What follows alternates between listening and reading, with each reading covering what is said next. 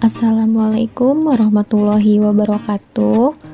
Saya Rina Nurrohma dengan NIM 86207191566 kelas A2 semester 5 program studi pendidikan guru PAUD mata kuliah kurikulum PAUD dengan dosen pengampu Ibu Hoiriah Khalid MPD.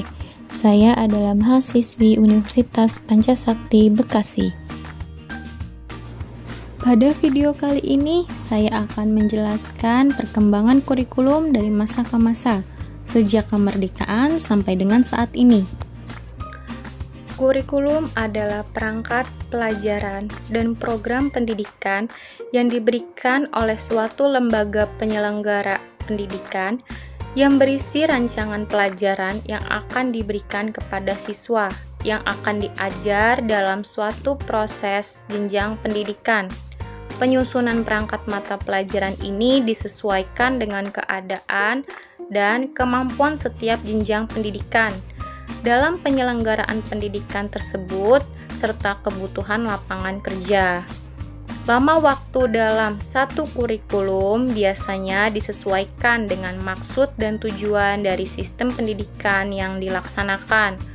Kurikulum ini dimaksudkan untuk dapat mengarahkan pendidikan menuju arah dan tujuan yang dimaksud dalam kegiatan pembelajaran secara menyeluruh.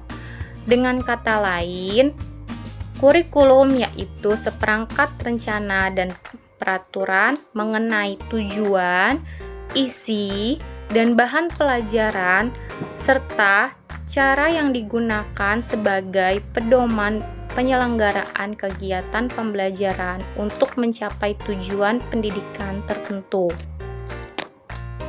Selanjutnya, kita akan mempelajari perkembangan kurikulum di Indonesia.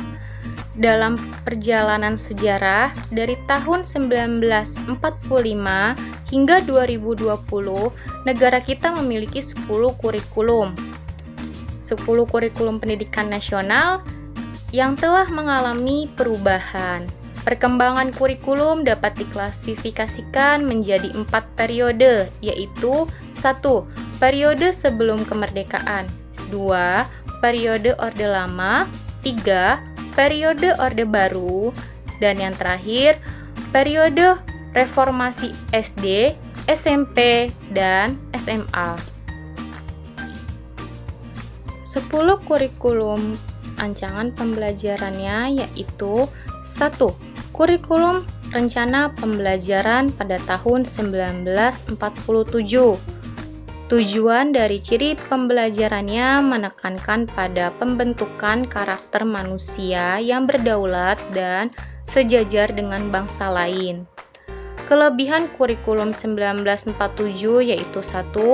Mengunggulkan pendidikan yang berkonsep pada kesadaran sebagai bangsa yang berdaulat dan mengedepankan pendidikan sebagai salah satu faktor yang penting dalam berdirinya negara Indonesia melalui persatuan dan kesatuan dalam rangka mengusir penjajah.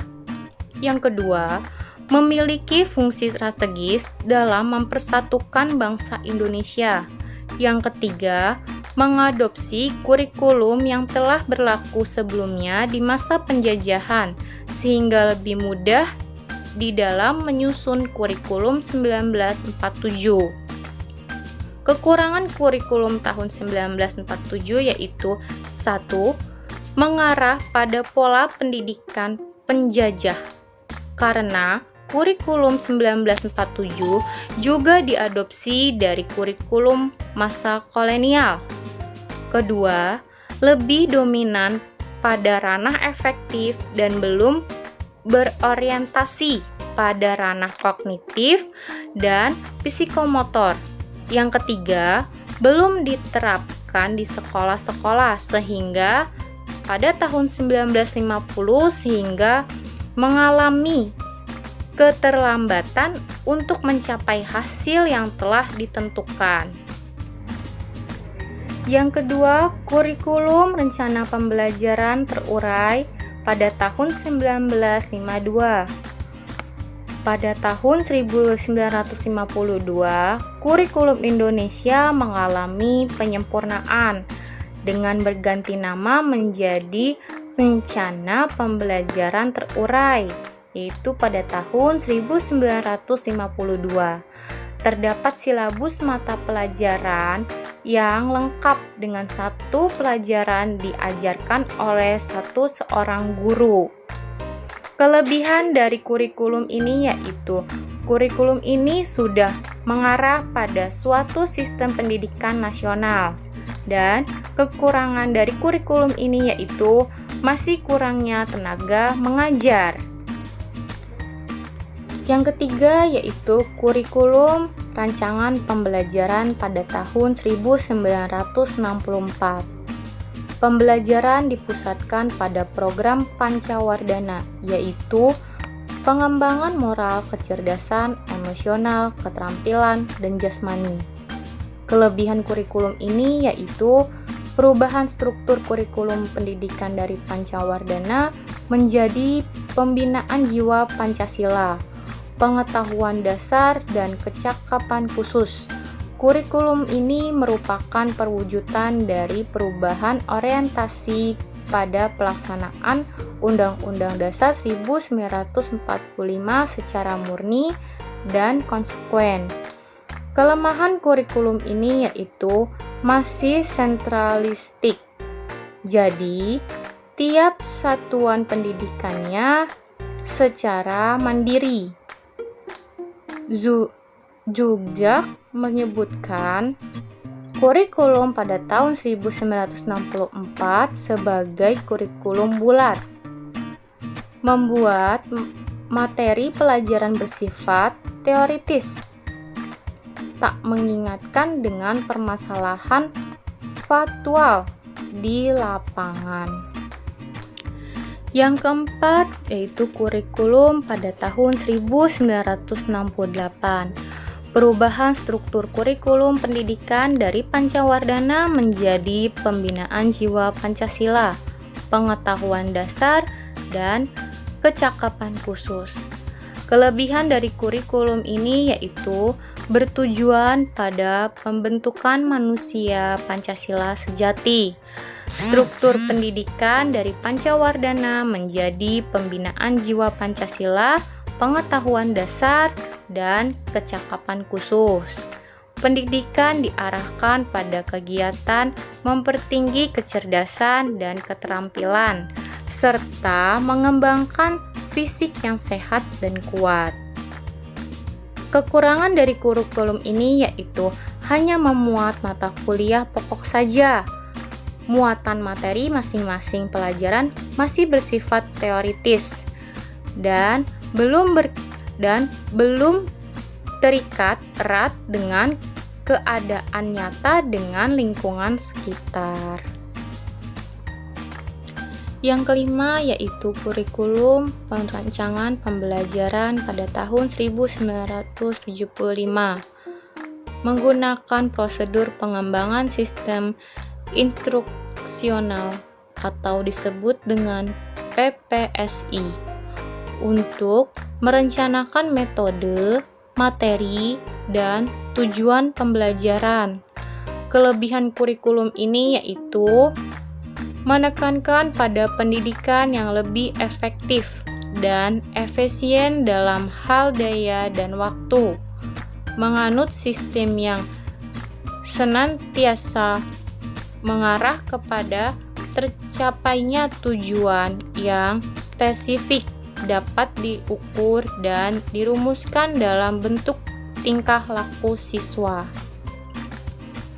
Kekurangan kurikulum ini yaitu guru dibuat sibuk menulis rincian apa yang akan dicapai dari setiap kegiatan pembelajaran. Yang keenam yaitu kurikulum pada tahun 1984. Kurikulum ini sering disebut juga sebagai kurikulum pada tahun 1975 yang disempurnakan.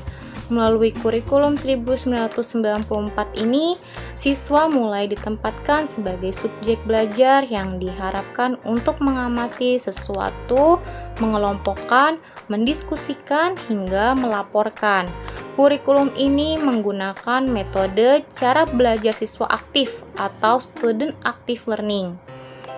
Kelebihan kurikulum ini yaitu pendekatan pembelajaran yang memberikan kesempatan kepada siswa untuk aktif secara fisik, mental, intelektual, dan emosional dengan harapan siswa memperoleh pengalaman belajar secara maksimal, baik dalam ranah kognitif, efektif, maupun psikomotor. Kekurangan kurikulum ini yaitu posisi siswa ditempatkan sebagai subjek belajar. Banyak sekolah kurang mampu menafsirkan cara belajar siswa aktif. Yang terlihat adalah suasana gaduh di ruang kelas lantaran siswa berdiskusi, di sana-sini ada tempelan gambar, dan yang menyolok guru tak lagi mengajar model berceramah. Yang ketujuh yaitu kurikulum rancangan pembelajaran pada tahun 1994. Kurikulum ini merupakan revisi terhadap kurikulum selanjutnya yang tidak memiliki dasar perbedaan yang prinsipal. Pada kurikulum ini ada perubahan waktu pelajaran dari semester ke caturbulan. Dengan pembagian waktu tersebut, diharapkan siswa dapat menerima materi pembelajaran lebih banyak dalam pembagian 3 kali caturbulan selama setahun. Tujuan pembelajaran menekankan pada pemahaman konsep dan keterampilan menyelesaikan soal dan memecahkan masalah. Kelebihan kurikulum ini adalah menggunakan strategi yang melibatkan siswa aktif dalam kegiatan belajar, baik secara mental, fisik, dan sosial. Pengajaran dari hal yang bersifat konkret ke hal yang abstrak, pengajaran dari hal yang mudah ke hal yang sulit, serta hal yang sederhana ke hal yang kompleks. Kekurangan dari kurikulum ini yaitu aspek yang dikedepankan terlalu padat. Konsep pengajaran satu arah yaitu dari guru ke murid. Banyaknya materi pelajaran membuat siswa terlalu berat. Materi pelajaran dianggap terlalu sukar dan tidak sesuai dengan kehidupan sehari-hari. Yang kedelapan yaitu kurikulum pada tahun 2004. Kurikulum 2004 juga disebut dengan kurikulum berbasis KBK.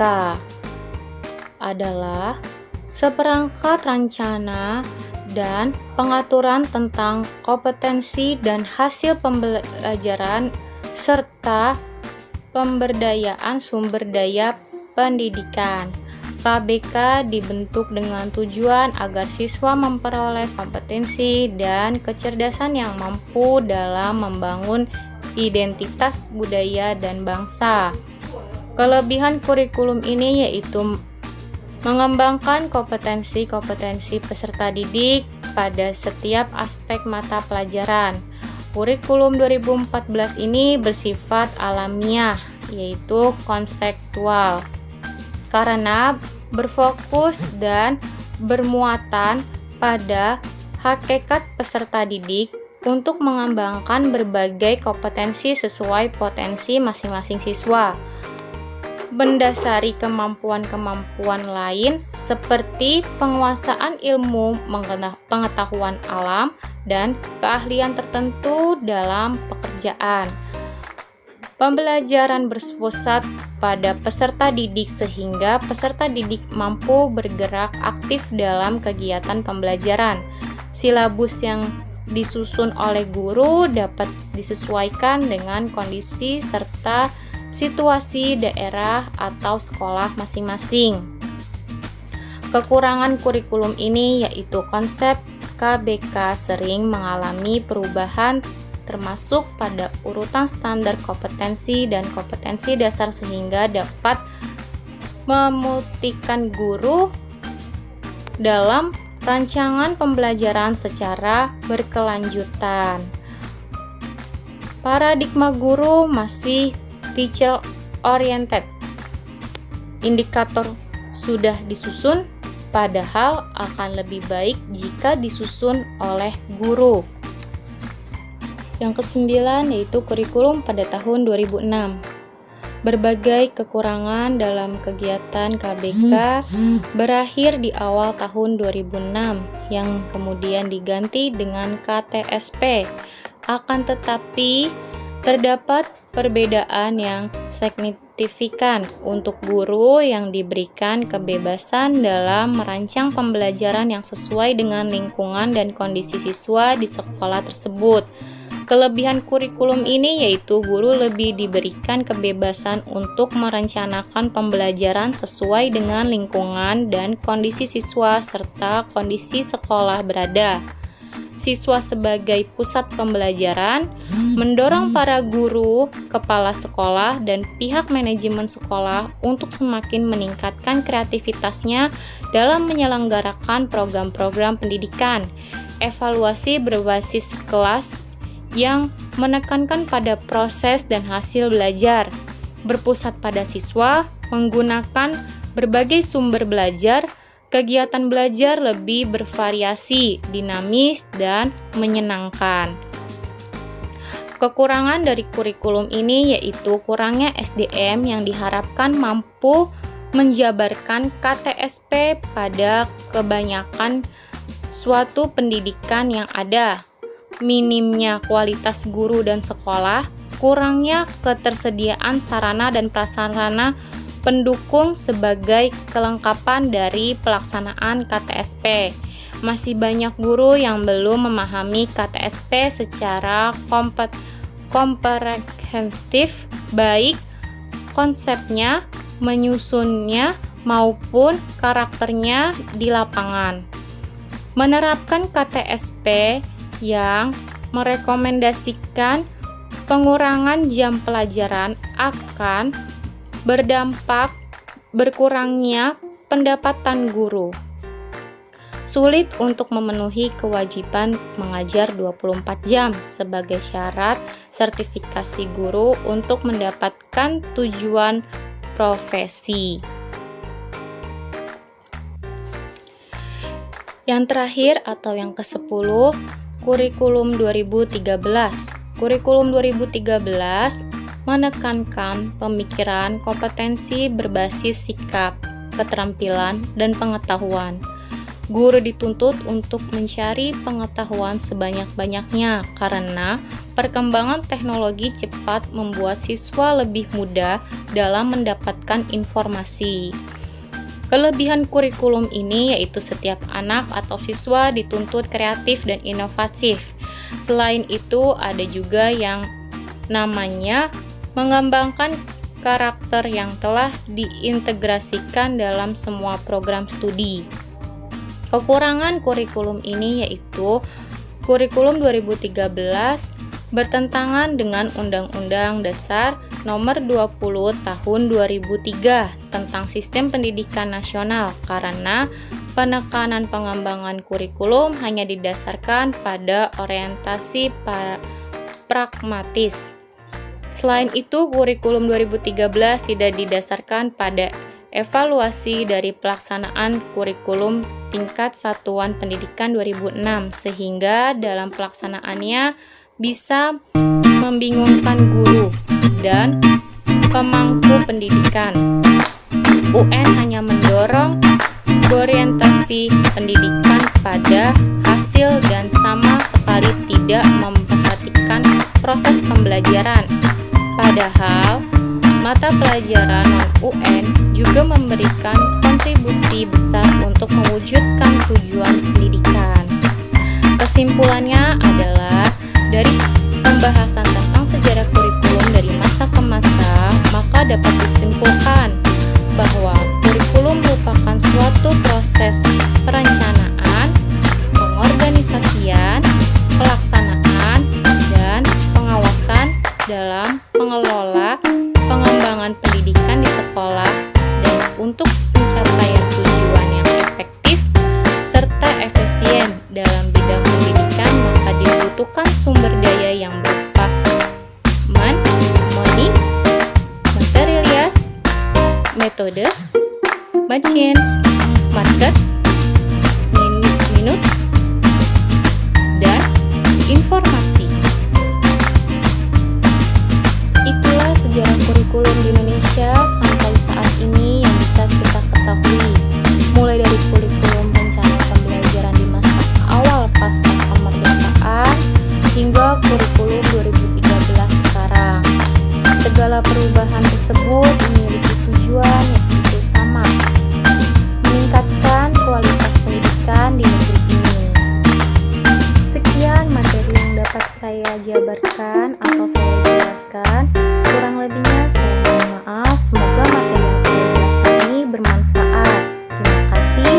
Wassalamualaikum warahmatullahi wabarakatuh.